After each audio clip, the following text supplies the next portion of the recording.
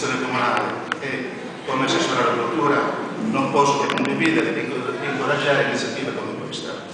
Già 2 settimane fa, quando ho sentito qui a Bonarcado la presentazione di un romanzo che tratta i problemi dell'immigrazione e della difficoltà che gli immigrati trovano per il loro inserimento nella nostra società.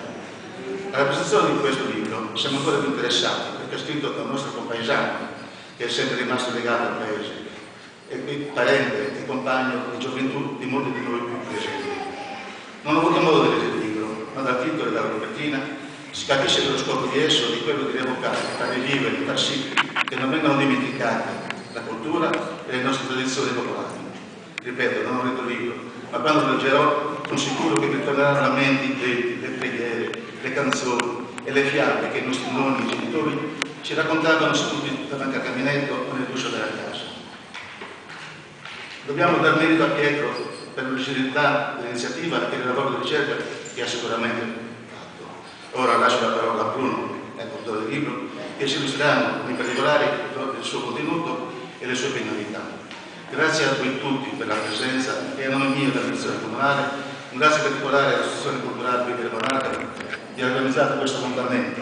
Infine un grazie a Pietro che ha scelto il suo paese natale per quale ha vissuto la gioventù per la presentazione di questo libro che sicuramente rievocherà i ricordi degli anziani, servirà per mantenere viva la cultura popolare marcadese nei nostri giovani, ai quali spetta poi il compito di tramandarla.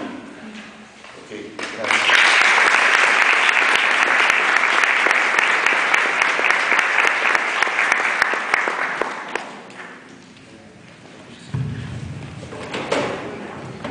Ringraziamo l'assessore Barracco per il saluto che ci ha portato l'amministrazione e direi che possiamo cominciare i lavori di questa serata. Vi ringrazio anch'io per la vostra presenza qui oggi, a nome mio e di tutta l'associazione che rappresento, l'associazione culturale Leader Bonarcado, che si è costituita da circa un anno, per portare avanti una serie di iniziative culturali qui a Bonarcado, non tanto in competizione o in alternativa a ciò che già fanno egregiamente le varie associazioni che da tempo svolgono le loro attività qui a Bonarcado, associazioni di tipo culturale, musicale, archeologico, che sotto vari profili tengono alto il nome di Bonarcado e nei vari settori si impegnano con notevole sforzo a portare avanti tutta una serie di iniziative e di attività che giustamente danno lustro al nostro paese.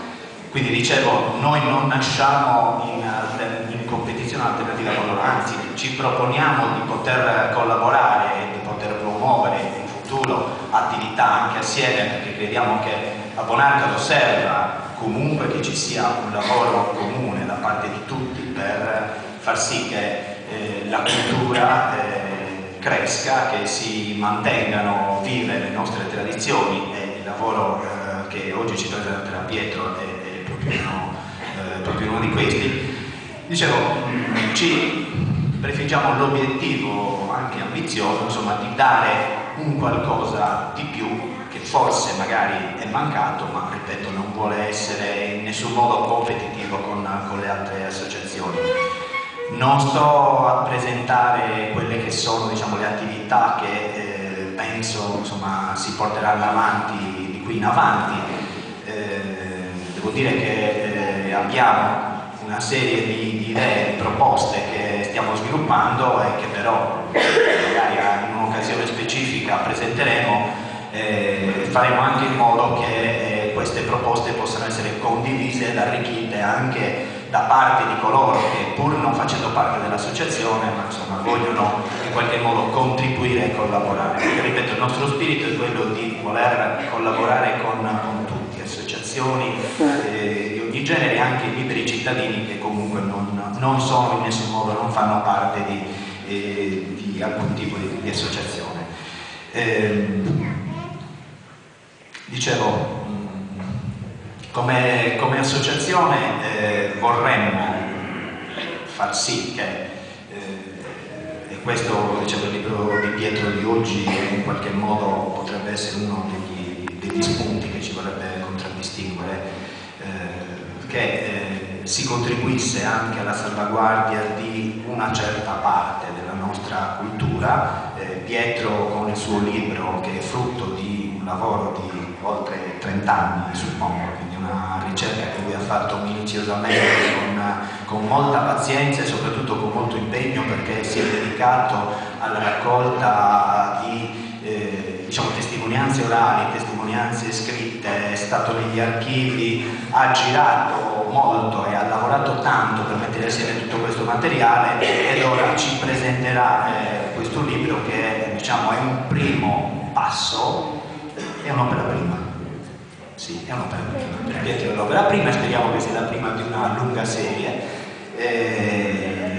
Io probabilmente non sono neanche la persona più indicata per presentare Pietro, perché non lo conosco molto bene, lo conosco da poco più di una settimana, però in questa settimana in cui abbiamo avuto modo di scambiarci opinioni, di confrontarci, di discutere insomma su quello che è stato il suo lavoro e su quelle che sono anche più o meno le nostre idee, credo che insomma abbiamo trovato una persona con cui veramente si può lavorare e si potrà lavorare in futuro molto bene, perché Pietro sta partendo, lui ha domani sta partendo anche infatti domani, ecco.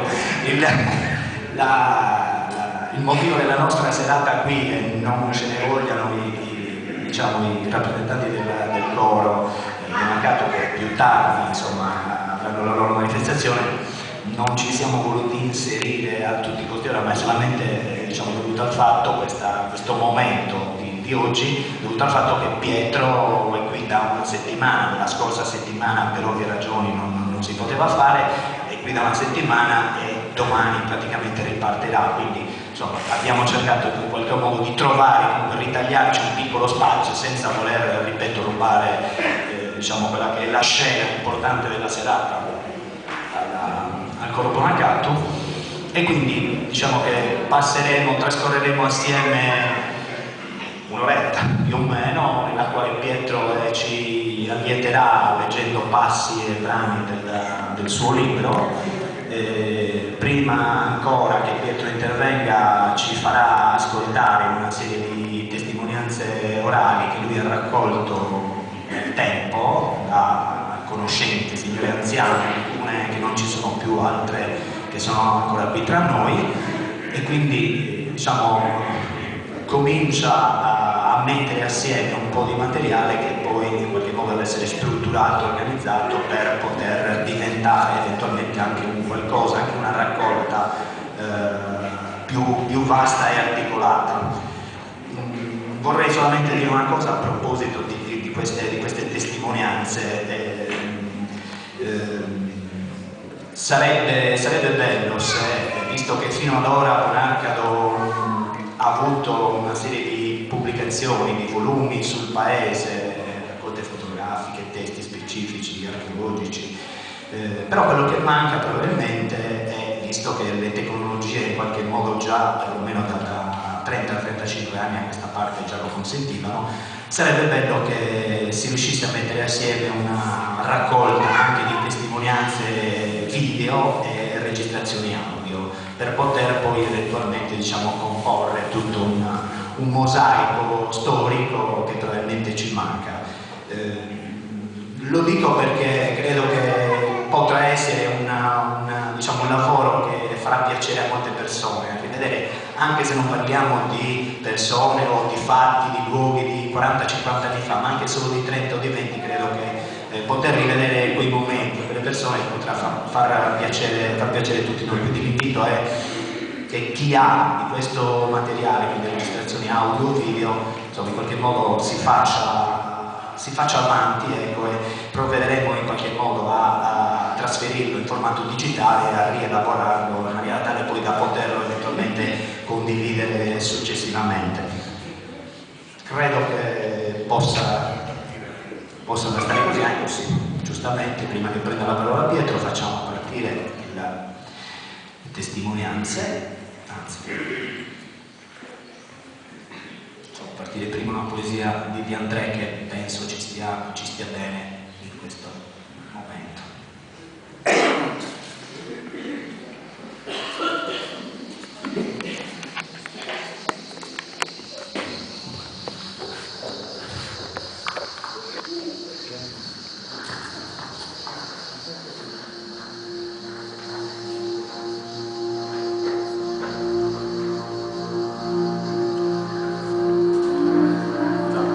vanno, vengono, ogni tanto si fermano e quando si fermano sono nere come il corvo, sembra che ti guardano come l'occhio. Certe volte sono bianche e corrono e prendono la forma del leone o della pecora o di qualche altra bestia. Ma questo lo vedono meglio i bambini che giocano a correre dietro per tanti metri. Certe volte ti avvisano con rumore prima di arrivare e la terra si trema e gli animali si stanno zitti. Certe volte ti avvisano con rumore. Vengono, vanno, ritornano e magari si fermano tanti giorni che non vedi più il sole e le stelle e ti sembra di non conoscere più il posto dove stai.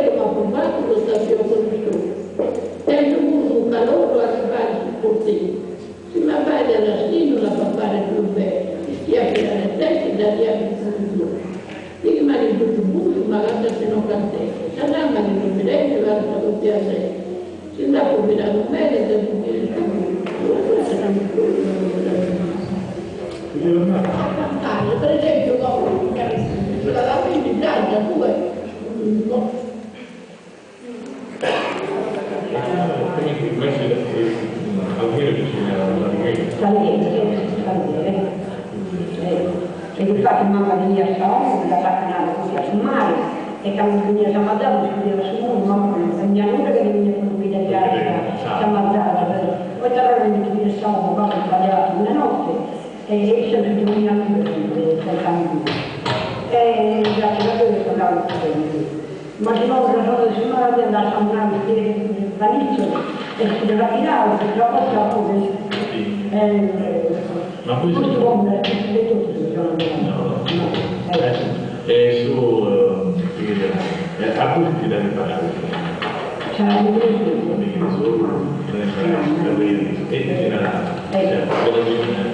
Io sarà seccata, una mesa strega, tanti di altri che sono stati giuri sulla tua casa, nel Dio del Spirito Santo. Giuri giuri, per sei andati. Per esempio di nuovo, ma non è andata per fare. Mi sta toccando giuri giuri. Giuri giuri. Giuri giuri, allora è andata. A consumire lo stesso malato, da sporchissimo.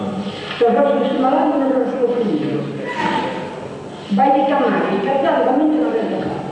Chi scusi la regni e il canzone studiato.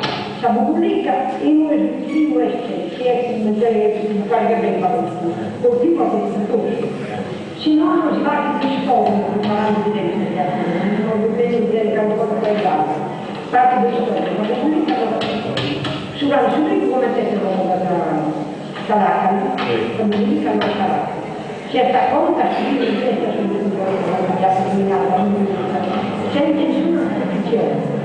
Meglio andare a usare, meglio andare a usare, mamma via tutto che due per sei andare, dove vista da la mamma posso dire, questo sono malato, se il rosso sono malato, non lo scopro, ma di chiamare, scaldare, non si può usare. E che sta sul rischio? E il trasferismo la volta che la va a usare, stava con e che andava a componente che era ecco più veramente Dio proprio Dio quando poi sempre lo studio della vacca pesata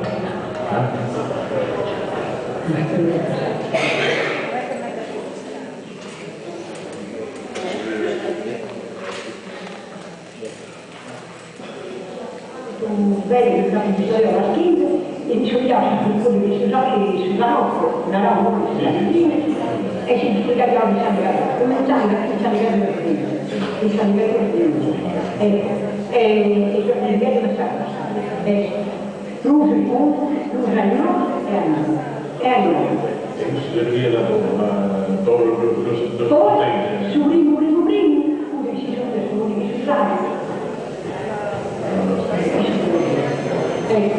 Accantovato, ho portato un esatto in nera che ha fatto il gusto, nascere come si dice, tirano con gli studi di scuola, avanti.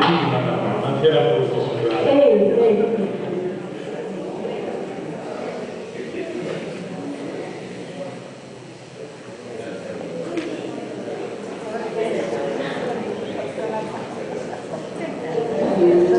Vamos a pide camino, a somar de castigo, calma que tires alegro, y poder de vamos a pide su re, paese en italiano, calmo su tolerano, vive con el posible, calmo sabe a vivere, una se portare, vamos a pide su mare, Namo rapida cosa in una piazza cari ne tutto di vie morire de qua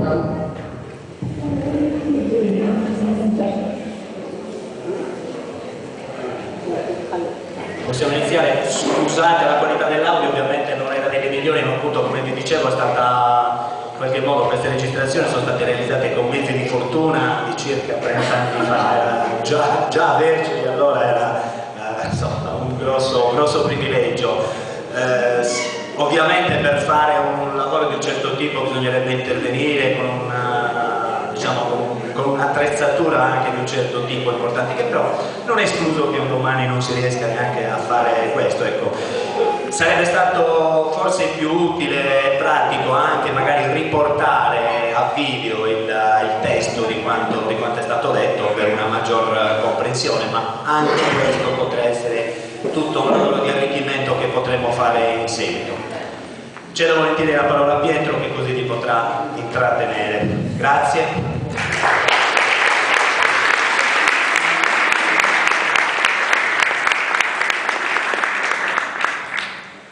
Buonasera a tutti, Manu Ripetico. Buonasera.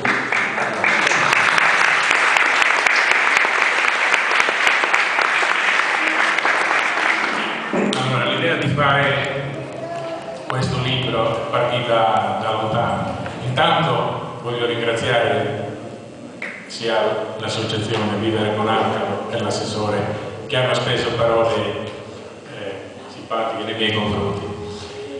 Adesso questo libro nasce da molto lontano, ma va visto subito che è pieno di imperfezioni e di cose che possono essere migliorate o di cose che mi sono state raccontate che non corrispondono esattamente a varie interpretazioni.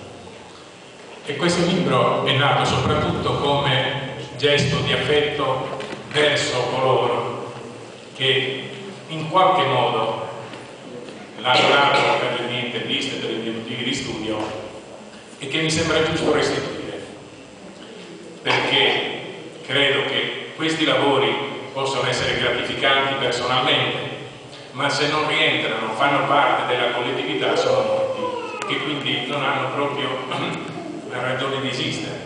Ora, tante di queste cose qua, in questo libro, si trovano dappertutto, in tutta la Sardegna, ci hanno pensato altri raccoglitori prima di me che erano molto più bravi, basta rileggersi Grazia Deledda, eccetera. Però la cosa importante era farla qua nel paese, vedere che memoria c'era, le persone che sapevano queste canzoni, che sapevano quasi mai del luogo, ma erano importate, ma che poi diventavano trasformate, diventavano nuove canzoni con un'autonomia propria.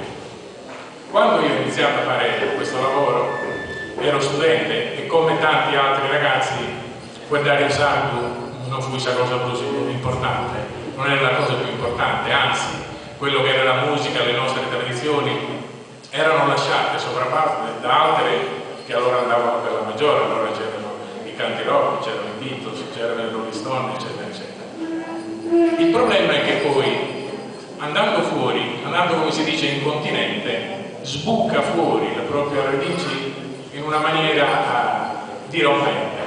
Io a volte questo lo racconto molto spesso. Cercavamo lavoro, eravamo studenti, io e il mio amico Antonio Maroni, e telefoniamo. E il primo che ci risponde ci dice: voi che cosa cercate? Noi cerchiamo lavoro, adesso non mi ricordo, per la lavapiatti, qualche cosa. Ha sentito l'accento sardo, tac, attaccavo sul telefono. E io la prima volta che sentivo bandito, ecco cosa mi ha detto, bandito, e stavo un tutt'uno a riprendere la telefonata e avere la traduzione, cominciando da Bisde a tutti gli altri e tradotti in italiano. E quindi mi sono accorto che io non è che ti trasformavo in italiano, diciamo. E questa cosa qua mi è andata avanti anche in qualche esame universitario, io senza accorgermi, anziché dire allora dicevo Sara.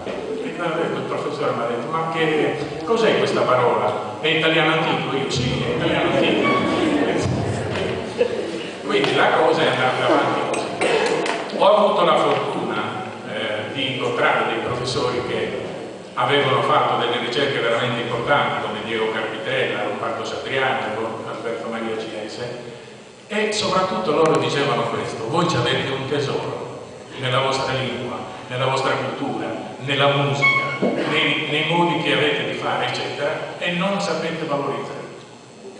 E tant'è vero che il professore Carpitella, che è uno dei maggiori studiosi della Taranta, ha iniziato in sardo c'è la sarza, e quindi tutte le varie forme che si venivano a creare. Però ripeto, il motivo per cui io ho provato a scrivere questo libro, che mi sembrava fosse interessante per la nostra cultura, con tutti i limiti che ci sono, perché ci sono delle parole che non sono esatte, o chi me le ha raccontate aveva una sua versione, aveva un suo modo di dire o di fare, e questo fatto qua comunque per me è stato importante, perché è stato un arricchimento anche umano, cioè conoscere le persone. La stragrande maggioranza delle persone che ormai non ci sono più, che dicono Azzorocros, sono tutto Azzorocros, però gli si brillavano gli occhi quando parlavano di queste cose, perché erano cose che riportavano alla loro infanzia, al loro modo di vivere, eccetera, eccetera. Quindi io ringrazio loro che mi hanno dato la possibilità di presentare, ringrazio soprattutto voi che siete venuti, perché il racconto che scorre di questo libro è sulla nostra realtà. Noi siamo una zona, Montiferru, una zona di passaggio, e abbiamo assorbito tutte le nostre parlate, le strutture verbali, i modi di dire di diverse realtà, campidanese, logudorese, eccetera, eccetera. Grazie, Gabriele. E quindi è stato, non volutamente, non è stato un libro dove si parla di lingue, questo perché sarebbe un discorso troppo lungo, potrebbe diventare un discorso per specialisti. Però io l'ho fatto, dico, questa è una testimonianza che io ho, è bene che rimanga. Speriamo che ci sia qualcuno che la faccia meglio, che la possa, come si dice, aggiornare, criticare, dire che si può fare in un altro modo. È sempre una cosa che va bene, cioè tutto quello che è ricerca, che è storia della nostra identità va bene. Io so che ci stanno tante attività qua, dai cori alle altre associazioni, eccetera. E quindi io seguo, anche se da lontano seguo tutto quello che viene pubblicato su Bonardo, eccetera, perché credo questo: se uno non cerca di conoscere le proprie radici, poi può criticare con diverso, ma se non conosce le proprie radici diventa difficile progettare anche per il futuro. E questo io credo che sia la cosa che spinge a fare questo tipo di ricerche. D'altra parte, come la stragrande maggioranza di voi, io ero ignorante sulla storia e la vita del comune, e devo ringraziare anche questo tipo di lavoro che mi ha permesso di iniziarne degli altri. Poi magari ne parleremo, se possibile, un'altra volta. Però questa è stata una spinta a dire che cosa so io del mio paese, come è stato governato, qual è stata la struttura, qual era la situazione economica, qual era la situazione sanitaria, qual era la situazione religiosa, eccetera, eccetera. Quindi è perché significa fare un po' i conti anche con il proprio passato, a volte è bello, a volte non bello, però è una cosa importante.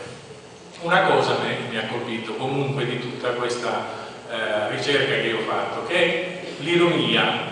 Noi siamo un paese che crede determinati valori, ma c'è anche la capacità di prendersi in giro da solo, e quindi insieme a argomenti forti abbiamo anche la capacità di sorridere o di prendere in giro e prendersi in giro.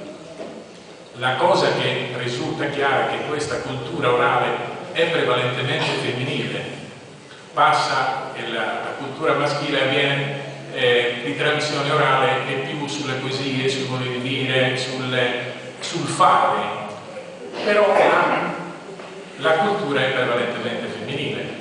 Era una società anche agropastorale, in cui le donne, oltre che lavorare in campagna, filavano, tesevano, facevano il pane, eccetera, e allevavano i bambini. E la storia di queste prime, io ho suddiviso per argomenti, e praticamente nei campi si vede l'evoluzione anche stesso dell'infanzia. Se voi pensate come iniziavano, le canzoni con lineari di Pio sono la maggior parte di quelle che intervistate, e che quindi significava magari avere la culla che si muoveva con il piede e mentre si filava si teseva, oppure erano più avanti il rapporto proprio fisico, perché cantare il Dorotù significava tenerlo sulle ginocchia e ballare, fare manuletta era un contatto fisico, quindi accompagnava quasi tutta la crescita dell'infanzia questo tipo di rapporto.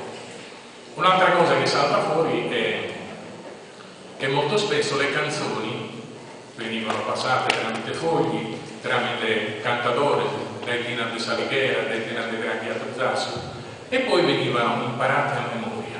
Ecco la cosa importante, la memoria. e tramandandole però molto spesso le parole cambiavano, non acquistavano più significato, o a volte si incontravano due canzoni che venivano mischiate, e quindi questa comunque in ogni caso è una testimonianza di racconti popolari. L'altra cosa che poi risultava erano le cosiddette guaritrici, chi era capace, chi va a San Medina Solo, chi a Savruschelle Gogere, eccetera, eccetera, chi riusciva a rimettere a posto il braccio. Quelle erano considerate persone quasi sciamani, che comunque, non essendoci magari il medico condotto tutti i giorni, facevano in modo che usavano rituali accettati dalla collettività, e che quindi questo fatto in qualche modo le poneva come persone capaci di sanare determinate situazioni. Un'altra cosa che accompagna la tradizione orale è il canto. Il canto qua, proprio come zona di passaggio, noi ce l'abbiamo, mentre alcuni paesi sviluppano dei canti monodici, cioè di un tipo e basta. Noi abbiamo il canto sacro, il canto soprafano, il canto solista, il canto del coro religioso. Abbiamo saputo assorbire tutte, diciamo, le manifestazioni che aveva. Non si è sviluppata una cosa autonoma. L'unica cosa autonoma che io credo fondamentale invece si è sviluppata è il parlare in rima.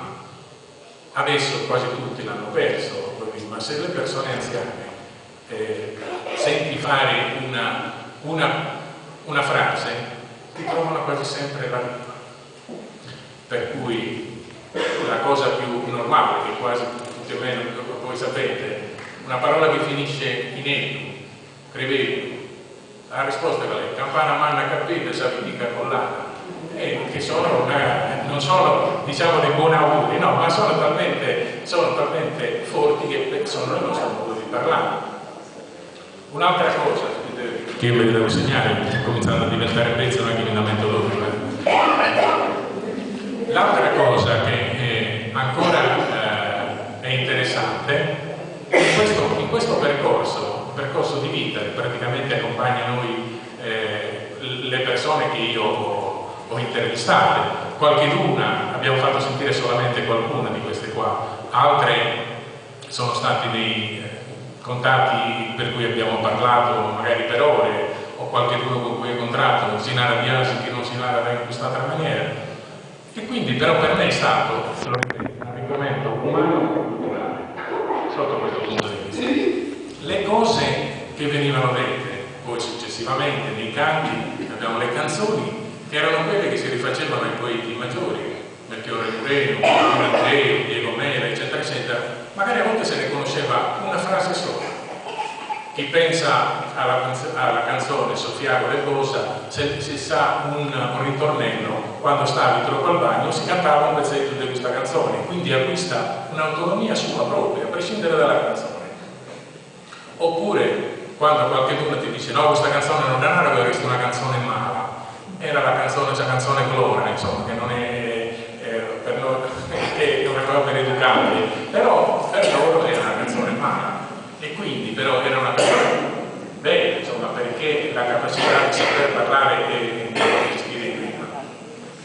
Un'altra cosa e quindi su questi canti ci sono delle canzoni che quando le hanno raccontate sono talmente musicali che alcune sono state imparate a memoria, alcune addirittura io le ho trovate in una pubblicazione che ha fatto il maestro Salvo di Santo Lussurgio, ma che qua a Bonarcado esistevano in tutte e due le versioni, perché proprio qualche giorno fa un mio amico mi ha fatto sentire uno che cantava e che cantava la versione di Santo Lussurgio, ma era di Bonarcado, la versione che lui dice è di Santo Lussurgio, ma a Bonarcado c'era che è Due di Barca di Mare, non so se voi la conosciate o meno, ma è carina perché è molto musicale, e quindi questa canzone qua c'ha due versioni e ha una capacità, secondo me, musicale che è interessante.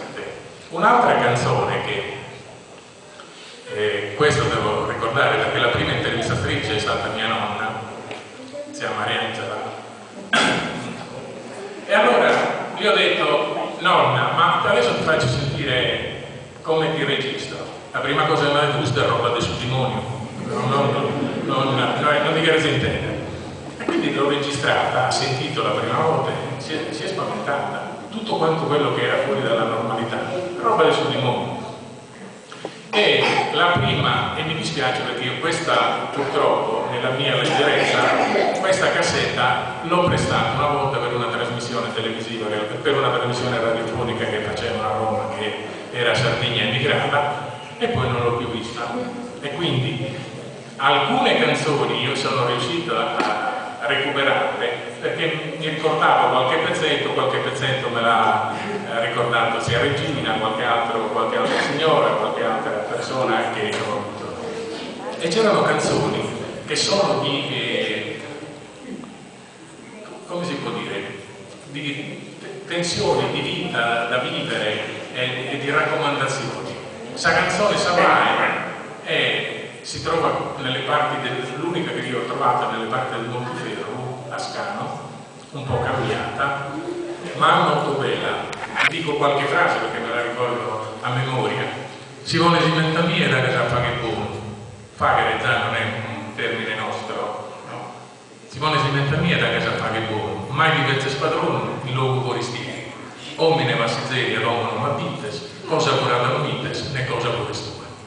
Si ti preguntano due, sempre nara o dai. Si ti chiede spaziare onestamente, in un'ora conveniente che non può estendere danno. Non tribagli con inganno né intorno ai danzetti, non tribagli con ferino né tanto frequentato. Si ti intoppa di imbriaco, sempre cambia cammino. Si anda a servire il vino della pianta due, una mamma e una minore. Non tratti con signore se ne predi se ne manca. Chi è Donisinoro?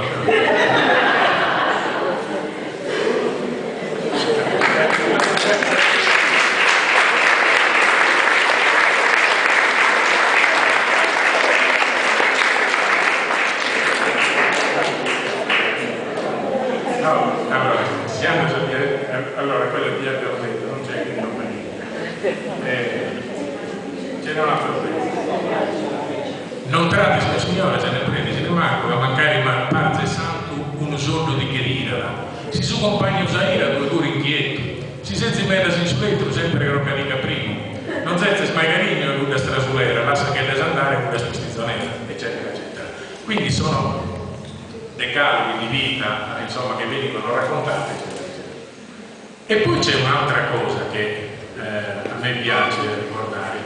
Nel comparatico di San Giovanni, adesso erano tutti rituali che, cambiando le società economiche, eccetera, eccetera, cambiano anche questi riti, chiaramente vanno a morire, però quasi tutti, almeno quelli della mia età, un po' se lo ricordano, che la sera precedente a San Giovanni si va su Pochilonis in Sagarrela e quindi là si stabilivano rapporti di comparatico, che erano rapporti di solidarietà, erano rapporti di amicizia, erano rapporti in cui si cimentavano la sussidiarietà e il fatto di sentirmi compare e comare di Santuianni. Allora sembrava che era una cosa molto ma molto importante, tant'è vero che interviene la Chiesa. La Chiesa non è d'accordo con questa storia del comparatico, perché che cosa dice? Compari o padrini e cose possono essere fatte solo tramite il battesimo, ma questo era un rituale che già esisteva negli antichi romani. Di Bullo ne parla già nelle sue opere, dove dice che il pastore il 24 di aprile era solito fare dei fuochi e versare dell'ame sulla Dea Pala, sulla statua della Dea Pale, e poi purificare gli animali e i pastori con i salti del fuoco. Quindi questa era una purificazione. E in tanti di questi riti la Chiesa si è sovrapposta con, chiaramente dando un'interpretazione cristiana su questi riti. E la sera di San Giovanni, quindi si diventava compare di San Giovanni per tutta la vita. Oggi magari compare di Santuianni è così, è un rapporto un po' più leggero. Ma allora significava soprattutto essere vicini, darsi una mano, tornare da Torronata, tornare a fare un preghiere e su quello poi si innestano tutta una serie di atteggiamenti che in qualche modo facevano vivere la comunità. E questo, il saluto, diciamo, la formula del giuramento era semplice, una molto più lunga, per cui ricordate che se compare con mari di giuramento di San Giovanni, adesso non ve la sto a leggere per non... però la cosa più semplice era a voleu santo Ianni Deo, santo Ianni Amore, voleu un frore, quello era dandosi il mignolo, significava aver stabilito. E su quello c'è un elemento cristiano che si sovrappone, perché diciamo, al rito del saltare, il fuoco eccetera, si aggiungevano magari i fogli di alloro o di altri fiori benedetti durante il giorno del Corpus Domini nell'anno precedente. Quindi è tutta tramite questi racconti che esistono da tutte le parti. Questa cosa qua esisteva anche in Sicilia. In Sicilia avevano un altro modo: le donne si tagliavano un capello, lo legavano fra di loro e lo buttavano al vento, e quello era il simbolo del giuramento che diventavano compari e comari. E l'altra cosa importante era la raccolta delle erbe. Quindi la notte di San Giovanni le erbe avevano un potere, secondo la tradizione, un potere abbastanza miracoloso, per cui si preparavano le erbe dei profumi, le erbe che dovevano in qualche modo aiutare poi durante tutto l'anno nelle varie occasioni di difficoltà che si venivano a creare. Un'altra cosa che voglio dire, quando si distrae non era il mio, devo venire. C'è un'altra cosa